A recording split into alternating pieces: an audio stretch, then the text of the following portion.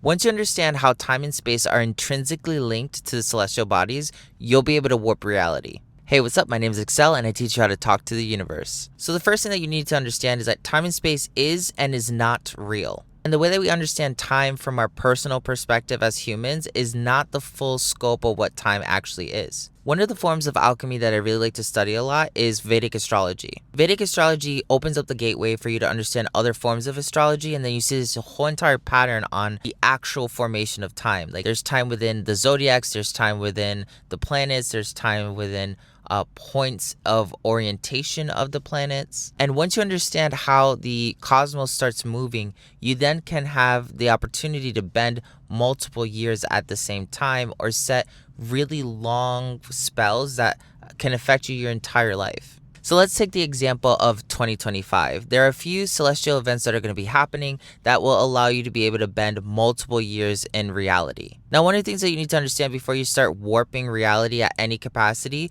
you're warping things forward and backwards. So even though you're already living in the future in relation to your past, you can still warp the past from where you're currently at right now. And it gets really trippy when you kind of start thinking about the synchronicities you had last year could have just been you this year sending yourself messages that you interpreted as coming from your spirit guides. But we're not really going to go super deep into the philosophical concepts of it because that could be a whole entire different video. I tend to do that type of stuff on Patreon. But for right now, what I really want to focus on is you learning the craft and practicing it. Because once you start seeing it in your own reality, you're going to be like, oh my God. So in January 2025, there's a celestial event that's going to happen on January 15th and January 16th, where Earth is going to be smack dab in the middle between Mars and the Sun. What's interesting is that the year of 2025 is actually a Mars year in Vedic astrology. So in a way, we are experiencing high influences of Mars energy in our daily lives, regardless of if we're really kind people or we're really aggressive people. And during 2025, whenever you're watching this video, if you think about 2025 where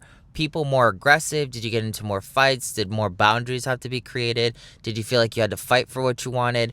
Any of these memories or these feelings, experiences that you may have gone through are because of the Mars energy that's rotating between 2025. So in a way, you can even think about all of 2025 is just Mars. We're living on Mars and that celestial energy is affecting us. 2026 is the year of the sun. So in a way, when we step into 2026, we're inside of a dimension of the sun itself, which when you practice other forms of alchemy, like Antojai alchemy, you understand that you're in tune with your spirit. So 2026 is a spirit year, and then 2025 is a Mars year, which is also tied to the angel Jevra in Kabbalic alchemy. Now, Jevra in the Kabbalah is one of the major celestial powers of using warlike energies to create boundaries, to also preserve what is good. So 2025 is a year that's being ruled by this particular angel, where 2026 would be ruled by Tiferet, the angel of beauty. Once you start understanding the numerical value, there's a cosmic calendar that you can follow. Vedic astrology being,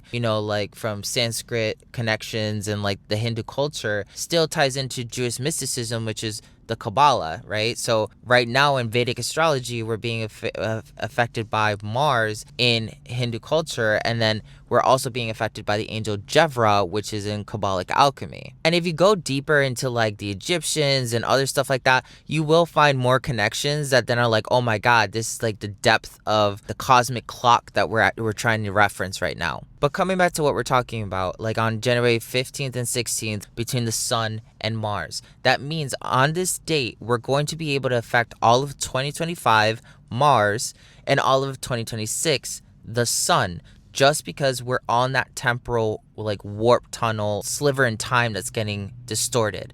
Now, if you watch my 2025 tarot prediction, I start talking about how there's these jinns, these genies that are going to be opening up portals for us to actually be able to do more intense things. Each one of these genies is tied to the chakras, and each one of the genies is going to have a very specific lesson for us. This is what is happening. On January 25th, 2025, we're going to have a planet parade, which Mars, Jupiter, Uranus, Neptune, Venus, and Saturn are all going to be in alignment with each other, right?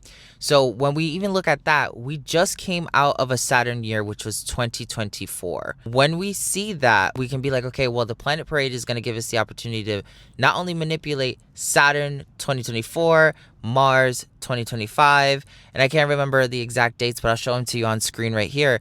You're seeing that the Planet Parade is giving you the opportunity to manipulate things that happen in the future and things that are happening in the past, because you're going to be in a very high concentrated energy of the now. Now in Antojai alchemy, this is called Nexus Presente, when like multiple different versions of you come together to like manipulate reality through time and space and alternate realities. And it's also connected to another concept in Antojai called Thalak, which is like the prosperity point, like a 0 point of energy that's manipulating all other realities around it. Now you can learn how to do these manipulations through Antojai shamanism by, taking courses and stuff like that. But as you can see, this is all happening by default. It's just whether or not you're conscious or you're aware intuitively that it's happening, so you can take advantage of what's actually going on. So how do you end up using this energy to really like maximize your reality? This is how I do it. And I've been doing shamanism for over 20 something years now. I first get really strategic. I think about what it is that I want my reality to be about. Is my reality something that I want to be focused around happiness, wealth, career? Like, what is something that's going to be transferable in multiple areas of my life, not just my family life, but also my career, my personal development?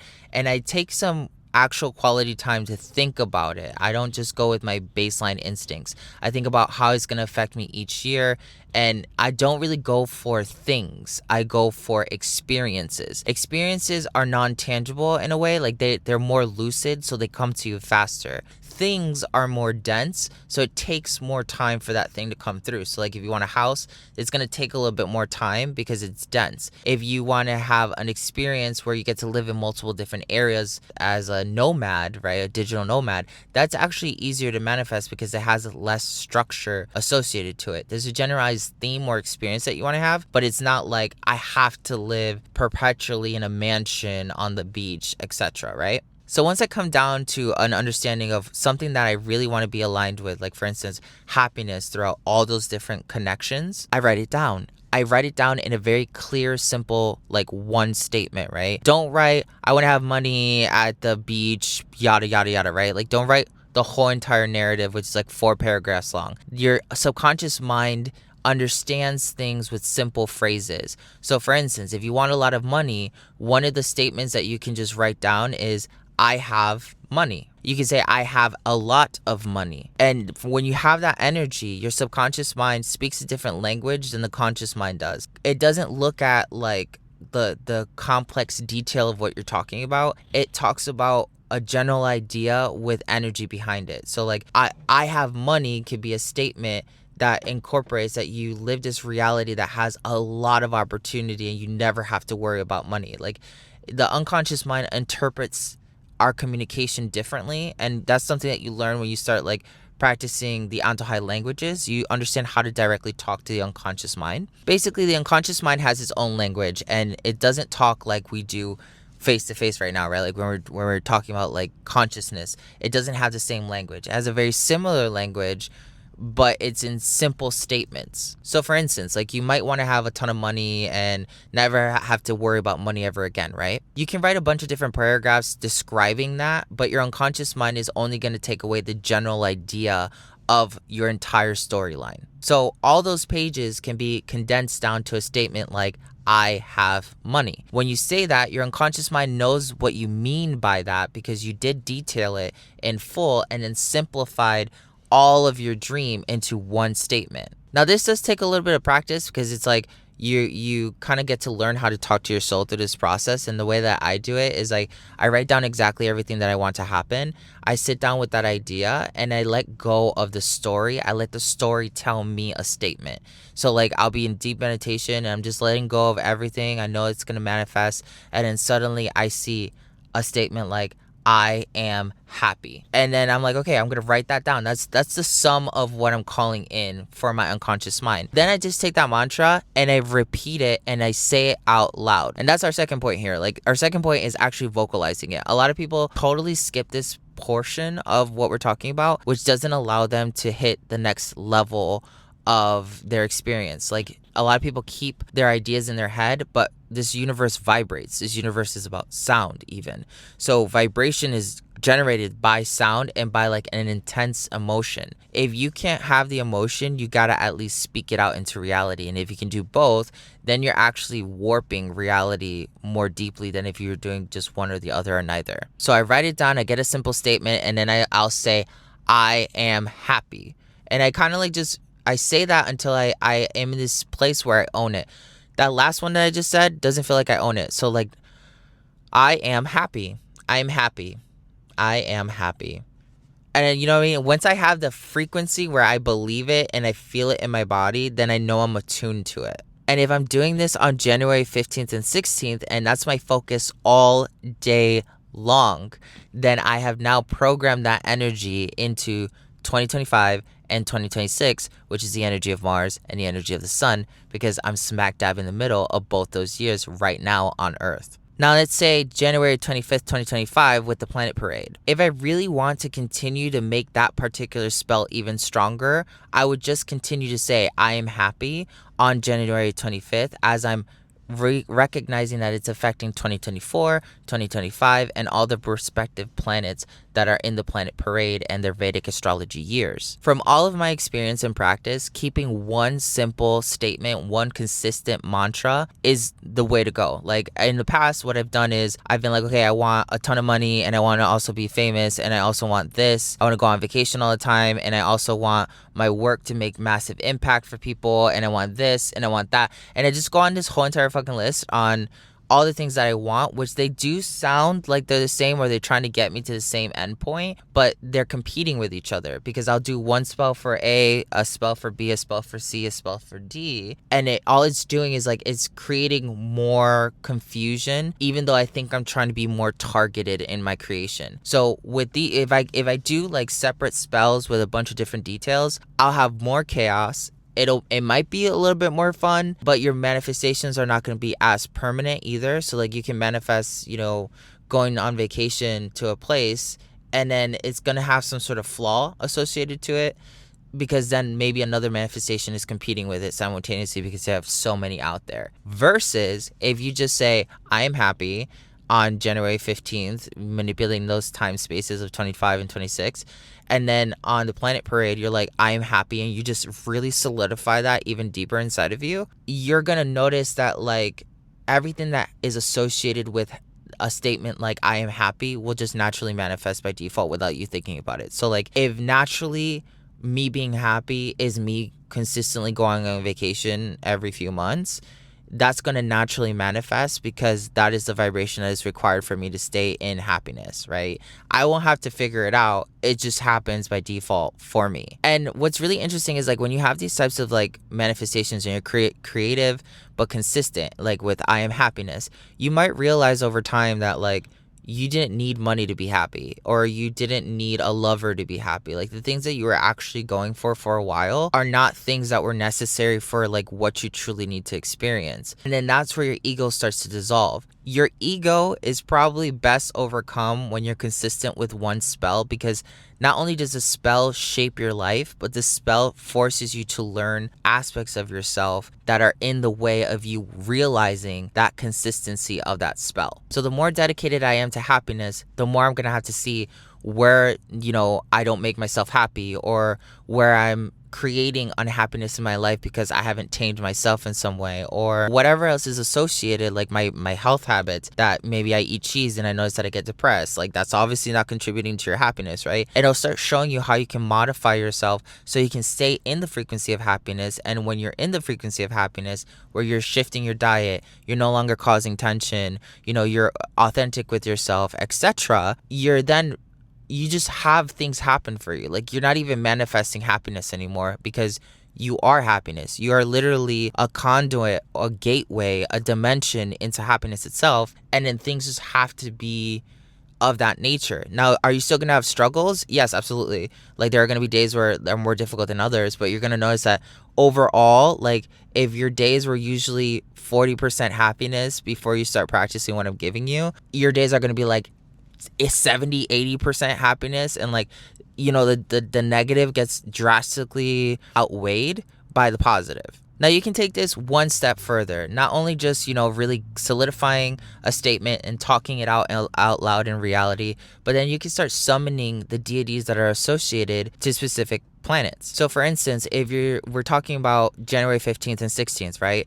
There are a ton of solar deities that work with the sun, whether it's the Egyptian god Ra, which is the god of the sun, or you're working with Amaterasu, which is from Japanese culture, or Helios from the Greek pantheon. Whatever you feel naturally drawn to. It could even be Lucifer, honestly, because Lucifer is a solar deity as well. There are demons that come from the sun as well. Black magic, light magic, whatever your flavor is, it still works with this type of stuff because magic is just magic. It really doesn't register whether or not you're using a specific frequency over another. Each frequency has its properties. So if you use light magic, certain things will happen. If you use dark magic, certain things will happen. They can both be used on these gateways and they will still get you to your end result of happiness or whatever it is that you're looking for. It's just going to be a drastically different journey. So then I'm mindful, like, what deities do I work with or do I like that are associated with these planets? Like for me, I work with a lot of Hindu pantheon kind of deities and Egyptian deities a lot. And in my 2025 tarot reading that I'll link in the description below, I also make a prediction where all of 2025 is being ruled by Agni, the Hindu god of fire. So Mars is fire, the sun is fire. So Agni is somebody else that I'm going to add into the equation. I think about all the magic and all the connections that I have in my personal reality, and then I amplify them if it feels right? So like for a January 15th and 16th spell, I don't feel like I need to call a deity to help me, but that might change, you know what I mean? So like I feel like I know what my intention is. I'm going to be extremely clear. On those days, I'm going to meditate. I'm going to make my day revolve and emulate that. Like I'm not going to let anybody get on my nerves. I'm not going to get into altercations. I'm going to try to make other people feel happy, because if my mantra is I am happiness, like I want to really emulate that. I'm going to make sure that my home feels happy. Rather, that means I'm moving around furniture, or I'm cleaning it, or I'm having discussions with family members on how we can enhance our happiness for each other. I'm going to be proactive while the gateway is open, because the gateway is not registering what you're writing down and what you're saying by itself. It's literally registering the frequency in which you are living from. So like a bunch of people on January 15th and 16th are going to be having shitty ass days. They're just going to be angry. They're going to be mean to people. They're going to be malicious, because Mars energy is confrontational. And then they're going to basically be on January 15th and 16th telling the cosmos through their actions and their frequency, this is what I want more of, all across 2025 and all across 2026. Assuming that they're still being affected by that Mars energy on January 25th, 2025, when the planet parade comes, then they're programming a ton of other years on that energy. So like the celestial cosmos and time itself doesn't really care about what you do, is about what you're vibrating. And that's why on these dates, you want to be aware that the celestial bodies are moving, how they're tied to timelines, and then what you're actually vibrating. Like you can say you're a happy person, but you're miserable inside, right? You can say that you love people, but that's just a facade, because if you were a different way, it wouldn't get you as far, So being honest with yourself, living on those days, those portals, showing the cosmos what you want, and being an example of that will reflect that energy and duplicate it over and over and over again until it's a law in your reality. People talk about the law of attraction, like I'm going to attract something to me. Make laws of attraction. That's a totally different thing. Like if you create a standard of the law of attraction that is always around me, is that it generates happiness, that's true power. Like that is actually like true mastery of the law of attraction. The law of attraction isn't supposed to be something between time and space where you're constantly trying to bring something to you. You emulate what you are, and then by default it is attracted to you. If you found this video to be helpful, don't forget to subscribe, comment, share. That supports the channel and helps us reach more people. Also check out the Antojai Quantum Reiki Tarot. Links are going to be in the description below if you want to work with me or purchase anything. Links to other videos, other opportunities to like grow in different ways that feel right for you. I'm sending you all the love, and don't forget to let me know in the comments too, like, was this helpful? I know like on Instagram I made a quick video about this and people were like, oh, you should make something a little bit longer. And if you're still missing anything, you need some other questions, let me know in the comments. I'll try to make a video to help you really understand this science. I've been practicing with this my entire life, so for me it's a little bit easier. It's just kind of like a no-brainer, and I want to be able to fill your gaps so you can get to my level as well. Send you other love.